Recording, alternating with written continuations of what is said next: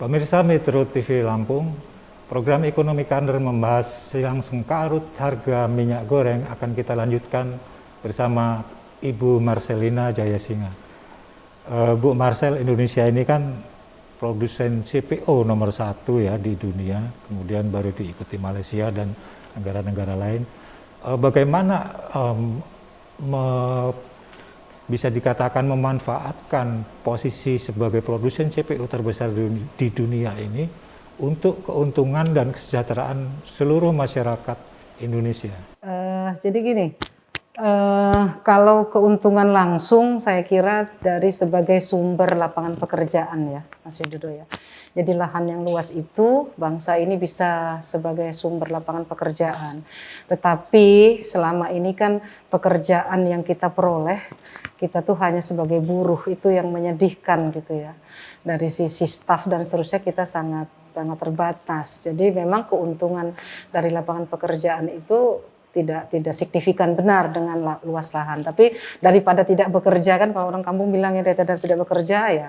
Yang saya katakan tadi, sekarang orang di kampung itu setengah hari itu Rp75.000. Artinya 1 bulan tuh dia dalam kondisi dari jam 7 sampai jam 12 siang itu dia sudah bisa dapat sekitar 600.000. Itu kan luar biasa sudah untuk orang yang di kampung ya. Tapi saya kira nggak hanya sampai di situ. Ini ada keuntungan tidak langsung. Ini devisa negara, berlian kita yang harus kita olah. Dengan kita olah raw material itu di dalam, kita dapat value added, nilai tambah yang luar biasa dari 160-an turunan dari CPO ini, sawit ini gitu ya. Nah itu yang akan dimasukkan ke kas negara untuk pembiayaan pembangunan. Jadi kalau masyarakat menuntut secara langsung saya kira ya agak repot menjelaskannya ya. Tapi paling tidak dengan masuknya devisa negara itu kan ada beberapa pembiayaan infrastruktur bisa dilakukan, pusat-pusat pertumbuhan ekonomi bisa terjadi gitu ya. Kemudian juga pajak mungkin bisa lebih ringan karena devisa itu. Jadi saya melihat sih keuntungan bagi masyarakat itu nanti muncul lagi dalam subsidi ya. Kita punya pembiayaan untuk memberikan safety net, jaring pengaman sosial karena uang kita berlebih dari boomingnya kenaikan harga CPO dan seterusnya. Jadi memang tidak bisa secara langsung dirasakan, tetapi dirasakan itu dalam jangka panjang berupa pendapatan gross domestic product negara ini meningkat, pendapatan per kapita kita meningkat, infrastruktur kita lengkap, yang semua itu nanti sarana untuk mencapai kesejahteraan. Kalau secara langsung untuk petani mungkin kecil ya Bu? Secara langsung ya mungkin yang bermitra bisa ya. Saya katakan tadi selain lapangan pekerja, mereka yang punya kebun sawit itu meningkat. Mereka akan jual ke pengumpul besar dengan harga yang tinggi itu pasti gitu. Jadi bermitra dengan perusahaan itu pasti meningkat. Tapi kan saya katakan tadi kita tidak terlalu banyak memiliki, yang orang lokal itu kurang banyak memiliki. Semua kan sudah dimiliki oleh asing, semua dimiliki oleh ini gitu. Sementara proporsi atau kontribusi karet sawit CPO sawit milik rakyat juga terbatas ya. Terbatas ya, kita lahan kecil paling-paling berapa 2-3 hektar, sementara mereka puluhan hektar ya, sekian 40% itu kan dikuasai. Jadi ya tidak terlalu signifikan sih memang pengusaha sawit itu kan. Kemudian juga sawit ini kan agak kurang diminati karena memang agak lama, tidak seperti palawija 3 bulan panen. Nah dalam waktu menunggu itu kan mungkin mereka resah juga, apalagi harga itu turun naik, ini kan tergantung harga ini. Nah, karena itu ya pemerintah sendiri sih nggak bisa melakukan intervensi harga karena ini harga internasional, ini komoditas ekspor sih. Kalau kita ngomong gaplek, kita sendiri yang makan, kita atur bisa. Ini orang luar, jadi memang tergantung pasar dunia. Nah, kasihannya memang ketika harga itu turun, lemah, pemerintah nggak bisa lakukan apa-apa. Nah, sekarang ini lagi harga baik, ini saatnya kita cari dan eksportir ambil peluang itu gitu. Kemudian solusi jangka panjangnya seperti apa supaya gejolak harga ini tidak terjadi lagi di kemudian hari?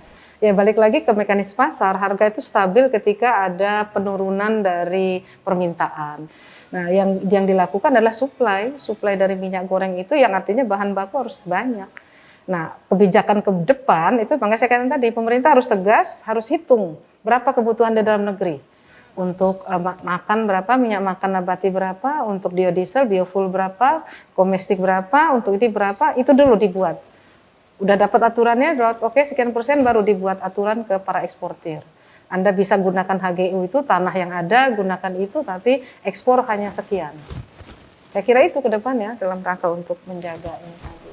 Pendataan yang lebih rapi ya. Iya, ada data hitung-hitungan yang di atas kertas, berapa sih kebutuhan aja dulu ya untuk minyak makan berapa gitu. Baru nanti biodiesel, biofuel. Sebenarnya seluruh sektor lain yang terkait dengan turunan CPU ini juga terpukul juga. Iya pasti. Cuman iya. yang paling terasa itu minyak goreng. Minyak goreng, iya. Ini jadi seperti kope saja Mas Widodo dengan kebijakan rusuhnya kita di batu bara dan nikel. Kemarin kan WTO juga mempermasalahkan 3 komoditas kita, nikel, batu bara, CPU. Tetapi batu bara dan nikel itu tidak membuat resah bangsa ini karena tidak dimakan oleh ibu-ibu. CPO ini kita makan gitu loh sebagai sembako penting, jadinya rusuh. Kita kemarin batu bara tenang aja, saya juga nggak goreng pakai batu bara kok, pakai LPG kan. Nikel juga kita aman-aman aja kan, karena memang itu barang-barang tersier, artinya memang tidak menyangkut ke 9 kebutuhan pokok. Nah kebetulan CPO ini bahan baku minyak goreng yang akan menghantam emak-emak ini gitu loh. Rusuh kita. Rusuh. Ini sama kejadian dengan batu bara dan nikel, kejadiannya sama ini. Mereka melakukan ban sama kita karena itu tadi ada perlindungan, kerusakan lingkungan, perbudakan, macam-macam lah dia punya alasan. Kita saya tidak ekspor sekarang batu bara, aman aja tuh gitu loh. Tapi CPO ini saya katakan untuk kebutuhan yang esensial melingkupi hidup hajat orang banyak bangsa ini kelihatannya harus lebih intervensinya harus lebih ini. Apalagi berkaitan dengan minyak goreng, cari ya ada juga substitusinya ya, itu ada. Ada sih bilang minyak kelapa atau minyak apa yang mahal itu kan ya untuk para diabetes, tapi kan harganya nggak worth it banget untuk ibu-ibu gitu loh. Dan ini berkaitan dengan emak-emak di rumah. Iya, makanya rusuh ini. Buat diguncang gini kita rusuh karena terkait dengan 9 bahan pokok. Dan celakanya berapapun harga minyak goreng di pasar tetap harus dibeli juga kan? Iya, karena itu tadi kebutuhan pokok kan ya, kebutuhan pokok gitu. Jadi pendataan terutama. Iya, pendataan ya kebutuhan itu, kemudian kebutuhan dalam negeri. Iya, tegas, aturan tegas bahwa eksportir harus mematuhi kebutuhan itu, kebijakan itu. Kemudian buat industrialisasi di dalam negeri supaya setelah kebutuhan itu dihitung kan sudah ada nih, daripada pasokan tidak terpakai maka industri kimia harus lakukan proses. Bahan sudah ada, lakukan sehingga value added, nilai tambah. Nanti kita jual tuh kosmetik, bukan CPO lagi. Harganya luar biasa. Satu kontainer udah berbeda dengan kita menjual CPO mentah. Itu yang diinginkan pemerintah. Industrialisasi kan nanti akan menghasilkan lapangan pekerjaan. Yang pertanyaan tadi Mas Widodo, apa keuntungan masyarakat, itu nanti akan tumbuh industri-industri seperti itu. Jadi berpikir positif lah, kita harus berpikir positif, tidak boleh negatif. Gitu. Karena kita ini apa yang kita pikirkan, kalau katakan bisa, kita bisa. Tapi kalau kita katakan kita ini akan gagal. Jadi selalu positive thinking. Kalau kita selalu positive thinking dan selalu optimis, kalau kita yakin bisa, pasti bisa. Pasti bisa lewatin ini kok, nggak masalah. Terima kasih Bu Marcel, lengkap sekali penjelasannya tentang silang sengkarut harga minyak goreng ini. Oke, makasih. Pemirsa, kita telah berada di penghujung acara. Tetap saksikan program Ekonomi Corner di Metro TV Lampung. Salam sehat, tetap patuhi protokol kesehatan. Terima kasih.